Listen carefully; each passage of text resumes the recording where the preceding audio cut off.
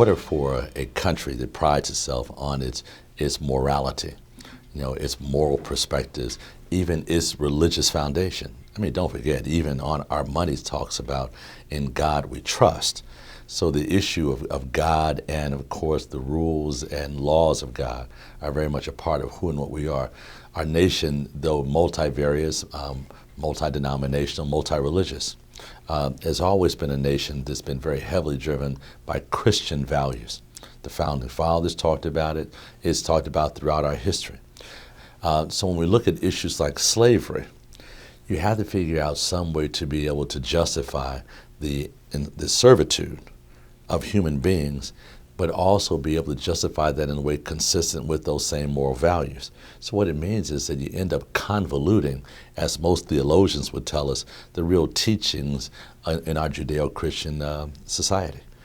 So moving that forward, that means that you had to dehumanize an entire group of people.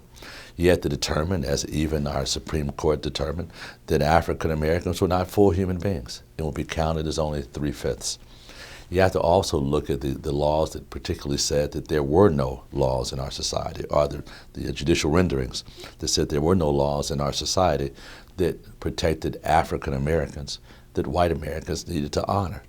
So in essence, what we've always found is that exception to the equality clauses in our Constitution for the mistreatment of African Americans throughout a society. I mean, what more mistreatment is there than slavery, in which you're not even considered human beings?